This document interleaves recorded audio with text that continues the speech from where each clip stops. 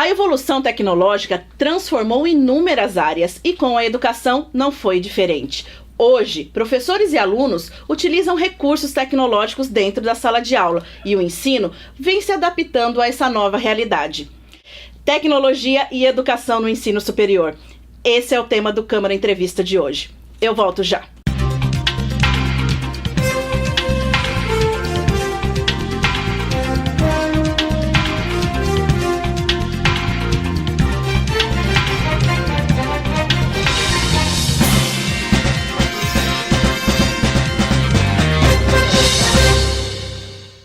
O Câmara Entrevista recebe hoje o doutor em educação, professor Gilson Castadelli. Muito obrigada, professor, pela presença. Obrigado, é um prazer estar com todos vocês aqui nesse programa. Professor, para a gente começar, a tecnologia realmente transformou o ensino superior? Sim, hoje é inevitável você não perceber as mudanças que a tecnologia trouxe para a sala de aula. Antigamente o acesso a computadores, a recursos tecnológicos era muito restrito, dado o alto custo desses equipamentos. Hoje nós percebemos que isso está mais disseminado, ou seja, o adolescente tem o seu recurso tecnológico, seja em notebooks, seja em tablets e até mesmo por intermédio do seu celular. E professor, há quanto tempo você está dentro da sala de aula no ensino superior? Perfeitamente. Já há 15 anos leciono no ensino superior. Há 23 anos trabalho já com educação, mas especificamente no ensino superior, 15 anos. Então você viu toda essa transformação que aconteceu, vamos dizer assim, justamente nesses últimos 15 anos. Perfeitamente. Se você me permite, é muito interessante que na minha trajetória de instrução acadêmica e até em cursos de informática, foi muito interessante porque eu peguei exatamente aquela transição do uso de sistemas operacionais. Eu vou falar um nome aqui, os mais experientes vão lembrar, por exemplo, o próprio MS-DOS, sistemas como Lotus 123, DBase 3 Plus e outros tantos programas que nós utilizávamos para nos aproximar desse mundo tecnológico.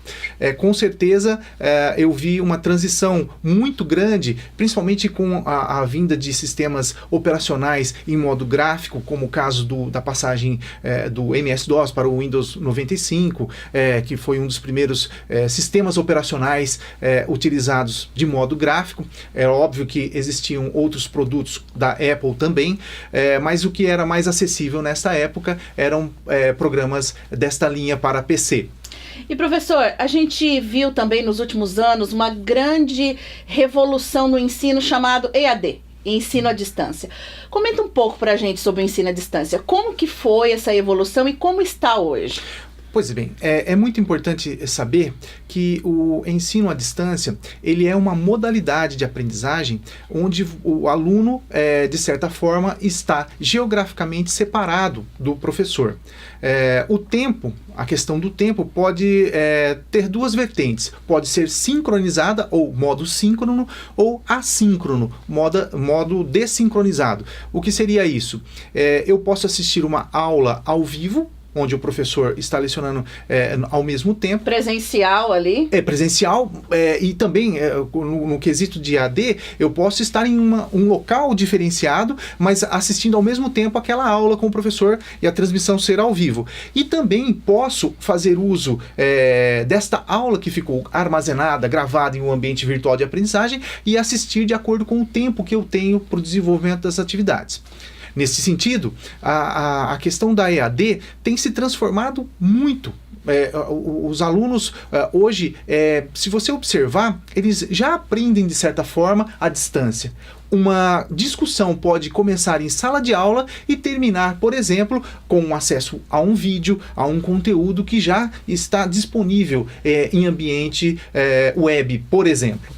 Professor, a gente até viu que no início a EAD sofreu um certo preconceito, né? Até mesmo da academia, vamos dizer assim. Agora hoje mudou totalmente, né? Pois bem, foi muito bom você tocar nesse assunto, porque, na verdade, eu vou explicar por que a EAD tem esse aspecto pejorativo, ou pelo menos tinha. Na época da Revolução Industrial, as pessoas começaram a trabalhar em empreendimentos, no caso, indústrias, fábricas, e havia a necessidade das pessoas receberem determinadas instruções para operarem corretamente esses equipamentos. Então, obviamente, uma pessoa que trabalhava o dia todo não tinha muito tempo para receber orientações educacionais como uma pessoa da burguesia, por exemplo, poderia, tendo todo o seu dia livre. Então, o que acontecia? Ela tinha que fazer no contraturno esse aprendizado, ou muitas vezes à distância. E quando eu falo à distância, na verdade, era por meio de material impresso. Né? Onde, por exemplo, uma orientação de um professor, uma correção de uma avaliação demorava aí 15, 20 dias, talvez um mês, dependendo do trajeto a ser trabalhado aí, ou percorrido. Esta visão e associação de que a EAD era apenas algo utilizado com pessoas que não tinham uma condição econômica favorável, é que dava esse aspecto pejorativo para a educação à distância. Mas se vocês observarem, a educação à distância ela aconteceu há muito mais tempo. Por exemplo, o apóstolo Paulo fez orientações por intermédio de suas cartas. Isso também é educação à distância. Um dos primeiros cursos de educação à distância tratava, por exemplo, de taquigrafia, justamente para tentar agilizar o treinamento e o conhecimento dos repórteres nesse tipo de estudo. Pois bem, nós temos um grande divisor de águas aí, o advento da tecnologia. Por quê? Televisão. Exatamente. E se nós formos passar aí por um esquema de evolução, nós podemos observar a mídia impressa, né, que foi utilizada amplamente, mas aí veio a mídia radiofônica, que possibilitava também a execução de programas, de informações, por intermédio desta mídia, que é o rádio. E aí veio a TV. Com a televisão, ampliou-se a possibilidade de colocar imagens, de repente você representar uma situação didático-pedagógica. E aí o grande diferencial foi a inserção dos computadores. Por quê? Porque até a época da televisão, nós tínhamos um problema chamado interatividade. Porque tinha muito telecursos naquele momento, né? Naqueles anos, vamos dizer assim. Né? E quando o papel do telecurso, aproveitando a sua informação, que é muito importante, ainda transmitido via TV, você não tinha muita interação com o aluno. O aluno, na verdade, era um receptor passivo. Ele tinha que mandar os exercícios, né? Então, por correio e receber isso aí. O computador possibilitou um canal bidirecional. Então, estou com uma dúvida, eu envio para você e você retorna essa dúvida, a resposta dessa dúvida o mais rápido possível. A interatividade. Né? Exatamente, esse foi o grande divisor. E aí o que acontece? Melhorou-se muito com relação aos aspectos tecnológicos aqui no Brasil. Quem não se lembra de um acesso à conexão à internet que demorava muito com aqueles aparelhos, os modems, né? A linha de escada, e era caríssimo. Quantas vezes a gente... esperavam meia-noite da sexta-feira para dar um pulso, para usar exatamente aí no final de semana. Então veja bem, muito se mudou e é importante frisar que a vinda da banda larga possibilitou não só a transmissão de textos, mas de imagens e principalmente vídeos. Certo. Professor Gilson, a gente tem muito que conversar ainda, nós vamos fazer um rápido intervalo, eu volto já.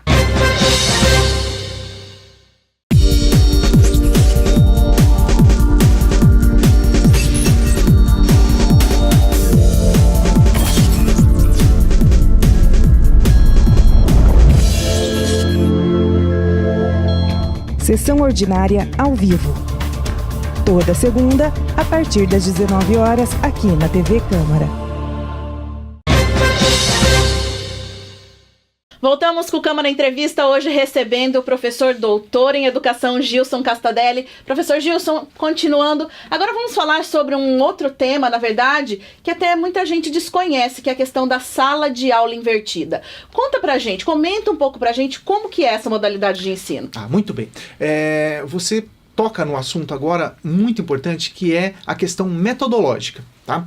Então, falamos um pouco sobre tecnologia, mas eu tenho que frisar isso para vocês. O uso único e exclusivo da tecnologia não garante um bom aprendizado. Você tem que aliar a questão tecnológica com questões metodológicas. Então, quando a gente fala em sala de aula invertida, nós estamos falando em um tipo de metodologia ativa, tá? Conhecida como o tipo de metodologia que tira o aluno da passividade. Aquele ambiente educacional onde o aluno passa a ser apenas um receptor das informações e espera que o professor coloque o conhecimento numa cumbuquinha para ele, esse ambiente está com dias contados. Né? Que a gente sentava na sala de aula e só ouvia. Só ouvia. Isso. Você era um mero espectador passivo. O que as metodologias ativas propõem? Uma quebra desse paradigma, uma situação onde você, aluno, passe a ser um agente do seu próprio aprendizado, que você comece a pegar o leme do processo de aprendizagem. E a sala de aula invertida é um exemplo de metodologia, existem várias, podemos depois citar, mas a metodologia da sala de aula invertida faz o seguinte, o próprio nome já diz, ele inverte o local onde você acessa os conteúdos programáticos de forma geográfica e temporal diferente, ou seja, você acessa isso em casa ou num outro momento e leva para a sala de aula as suas dúvidas ou exatamente o conhecimento que você tem para poder discutir sobre a problemática que o professor coloca em questão. Então vamos dizer, o aluno estuda em casa antes de ter a aula. Exatamente. É isso? Olha, veja bem como é uma diferença, é uma mudança realmente de paradigmas. Por quê? O que você acompanhava? E se eu falar isso, muita gente vai se identificar. Muitas vezes você viu um professor enchendo uma lousa. Ao final, isso gastava aí meia hora, 40 minutos. Ao terminar de encher a lousa, adivinha o que ele ia fazer? Ler a lousa, né? Ler o conteúdo que estava ali na lousa. Quer dizer, e aí, quando é que os alunos iam fazer alguma coisa? As dúvidas aconteciam em casa, quando ele estava distante do profissional. Por que não invertermos isso? Você está no momento da sala de aula para tirar dúvidas com o maior especialista que estaria à sua disposição, que é o professor. Pelo menos ele tem um conhecimento mais aprofundado daquilo que ele se propõe a lecionar. E o aluno, chegando com dúvidas, pode aquecer esse encontro e fornecer, então, momentos enriquecedores mesmo para a formação do aprendizado. E isso já está acontecendo? Nas faculdades integradas de Ourinhos, nós já atuamos dessa forma. E como que os alunos estão recebendo isso? Muito bem. Olha, eu devo dizer para você que é algo inovador. Por quê? É importante frisar que toda mudança ela exige um certo cuidado para que você não dê uma sobrecarga muito grande de conhecimento aos alunos. Mas, da forma como estamos fazendo, introduzindo aos poucos essas metodologias, os alunos já sentem uma diferença plena na forma como eles atuam em sala de aula. Professor Gilson, como está a questão do celular com os alunos? Pois bem, veja bem, linkando com o que nós estamos falando, não é difícil a gente pegar alguns exemplos, né, de professores que mandam os alunos desligarem os celulares em sala de aula. Nas faculdades integradas de Ourinhos é o contrário, a gente pede para ele ligar. Por quê? Utilizando tecnologias, e aí eu posso falar com propriedade, usando as tecnologias que nós temos na faculdade, juntamente com as metodologias, nós fazemos com que esse aluno utilize o recurso que ele tem para justamente ampliar a sua forma de aprendizado por intermédio das metodologias ativas dentro de sala de aula. Então, a palavra de ordem é, ao invés de desligar o celular, ligue, porque nós vamos aprender com a tecnologia. E a questão dos aplicativos, como que está isso? Eles ajudam tanto dentro da sala de aula, quanto fora, em casa, os alunos estudando? Perfeitamente. O aplicativo, ele tem assim, se tornado cada vez mais usual dentro de sala de aula. Eu posso dar alguns exemplos, né, se você me permitir, para que as pessoas saibam que, como eu disse, não adianta só a tecnologia. Você tem que ter a tecnologia mais a metodologia. E eu diria mais uma coisa, né, que eu vou deixar mais para o final para falar, que são as pessoas, tá? Mas, respondendo à sua pergunta, eu diria o seguinte, nós temos exemplos de aplicativos que casam exatamente com a metodologia. Por exemplo, metodologia ativa de aprendizagem. Você me perguntou agora há pouco sobre a questão da sala de aula invertida. poxa, mas e aí? Como que esse aluno vai ter acesso a esse material? Ele recebe uma apostila, um CD-ROM? Não. Ele utiliza um ambiente virtual de aprendizagem onde todo esse conteúdo já está disponível para ele. Internet, ele vai usar a internet. Exatamente. Então ele precisa, olha lá, da tecnologia e dos conteúdos que já são previamente estabelecidos. Ele se prepara dessa forma. E em sala de aula, o que ele faz? Ele pode utilizar, por exemplo, aplicativos. E aí eu vou citar alguns, como o Nearpod, como o Plickers, como o Kahoot, né, que são aplicativos que permitem com que o professor, juntamente com as metodologias e as tecnologias, possa criar novas situações onde o aluno saia da passividade. Ele passa a ser um participante para resolver problemáticas dentro da sala de aula. E professor Gilson, além de professor, você também criou um aplicativo, né? Sim. Na verdade, eu, juntamente com o professor Guilherme Orlandini, desenvolvemos o aplicativo Web Sonora, que também é utilizado com uma vertente de acessibilidade, onde as pessoas podem utilizar e ouvir conteúdos, onde a interação é feita por intermédio de comandos de voz e toques em tela, né? Atualmente nós temos aí a distribuição gratuita desse aplicativo pela internet, e hoje nós também temos ele disponível para veículos. Então os veículos dotados de equipamentos multimídia que permitem a sonorização, a replicação sonora e a busca por síntese de voz já também fazem uso do Web Sonora. E professor, estamos agora, na verdade, com uma geração já de nativos digitais dentro das faculdades, universidades. Os anseios mudaram os anseios educacionais, vamos dizer assim. Eles ainda querem aprender ou eles acham que o celular, a internet, o mundo deles está ali dentro? Então, essa pergunta é muito boa, e aí cai na questão do engajamento das pessoas. Um aluno, ao procurar uma faculdade, e aí eu devo dizer, vou me permitir, né, pedindo uma autorização para você, nós das Faculdades Integradas de Ourinhos recebemos recentemente a visita do MEC e passamos a ser centro universitário, né? Então é uma vitória não só para Ourinhos também, né? Mas para Ourinhos também, não só para a faculdade, mas para a cidade de Ourinhos, né? Isso dá um ganho bem interessante. E o que acontece? Os alunos, apoiados na história do local que oferece a educação, eles procuram uma coisa, eles procuram algo que seja verdadeiro. Eles buscam, na relação de confiança com quem oferece educação, algo que possa permitir com que eles encontrem isso, né? E o que o professor deve fazer em sala de aula. Hoje um aluno procura exatamente esse estabelecimento de confiança no ambiente de aula. Então, resumindo, se eu me proponho a fazer alguma coisa, isso tem que ficar claro e combinado desde o início da primeira aula. E é difícil motivá-los? Então, veja só que interessante. O papel do professor não é motivar o aluno, é incentivá-lo. Certo. Porque a motivação é algo intrínseco, está dentro de cada pessoa. A motivação é algo que é como uma centelha que se acende dentro de cada pessoa. A partir do momento que você descobre, vislumbra por intermédio de uma explicação de um professor que faz você brilhar os olhos, essa é a centelha que falta para o aluno, para que ele justamente possa voar. É isso. E professor, para a gente fechar, quais são as tendências que a gente pode já citar aqui para o futuro do ensino e da tecnologia? Bem, as tendências, eu posso dizer o seguinte: um alicerce que vai funcionar bem está pautado em tecnologia, metodologia e engajamento das pessoas. E eu gostaria de falar exatamente sobre esse último. Não adianta, você tem que encarar o desconhecido por intermédio do conhecimento. Então, se você de repente se esquivar do que vem pela frente, você só vai estar adiando uma situação ruim. Então, qual é o propósito? É que você se aproprie desses conhecimentos com relação a novas metodologias, novas tendências tecnológicas e aplique isso. Se você quiser discutir, procure as pessoas que tratam desse assunto. Nós, juntamente com o professor Bianor, o professor Gustavo Teixeira, já estamos há mais de 4 anos discutindo sobre a implantação de metodologias ativas de aprendizagem nas Faculdades Integradas de Ourinhos.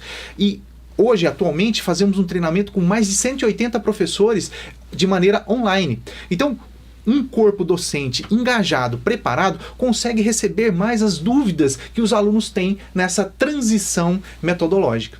Professor Gilson, eu agradeço muito sua presença. Eu espero que a gente volte a se encontrar, que eu tenho certeza que nós vamos ter muitos assuntos ainda para conversar. Muito obrigado, é um prazer estar aqui com vocês e espero ter conseguido contribuir um pouco com a minha experiência para vocês. Com certeza. O Câmara Entrevista termina aqui. Até o próximo programa.